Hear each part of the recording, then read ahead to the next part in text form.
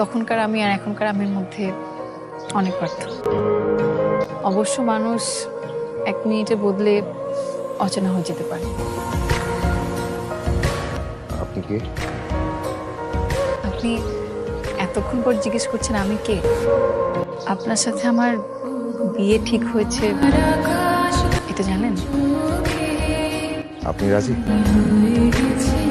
রাজি না হলে কি আপনাকে নিয়ে ঘুরতে বেরোতাম?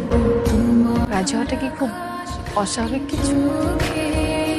তুমি জানো আমি যে পাগল। আমি 7 মাস পাগল হয়ে গেছি। মজা করছেন? না না, আমি মজা করছি না, সত্যি বলছি। আমার সঙ্গ পেলে নাকি আপনার ভালো লাগে, এই জন্য তো লজ্জার মাথা খেয়ে আপনাকে নিয়ে ঘুরতে বের হলাম। এখন তো জানলে আমি পাগল, তারপর রাজি? আমার তো আপনাকে স্বাভাবিকই মনে হচ্ছে। আচ্ছা, আমি পাগল জানার পর এখন তোমার ভয় লাগছে না? একটু ভয় হচ্ছে এখন। মা বাবা নেই কেন, এটা খুব সোজা একটা প্রশ্ন। জীবন তো আর এত সোজা না। মা মারা গেলেন আমাকে জন্ম দিয়েই, বাবা বিয়ে করে বিদেশে চলে গেলেন। আপনি এমন হইবেন কিভাবে? নাকি শুরু থেকে এমন ছিলেন?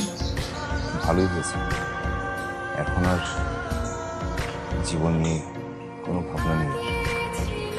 একদিন সব ঠিক হয়ে যাবে দেখবেন। আমাকে আপনার ভালো লেগেছে। শুভ লগ্নে হয়ে গেল, শুভ পরিণয়, শুভ লগ্নে হয়ে গেল, শুভ পরিণয়। আজ যখনই ডাকি জানি তুমি দেবে সাড়া। এই জীবন ছিল নদীর মতো গতিহারা, দিশাহারা। তোমার আকাশ দুটি চোখে আমি হয়ে গেছি। আমি গতকাল থেকে কিছু খাইনি।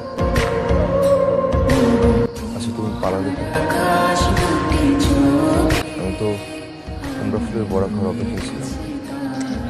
পৃথিবীর এই সুখ অসুখের খেলা শেষ হবে কবে?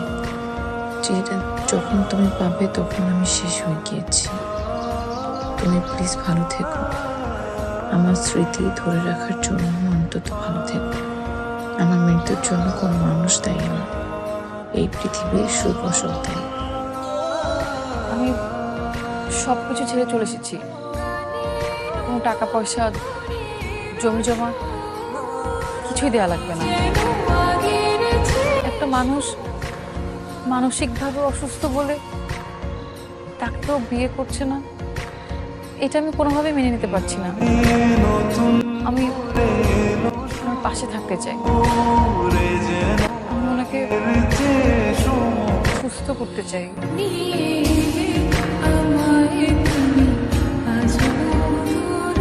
তুমি এত ভালো কেন বলো তো?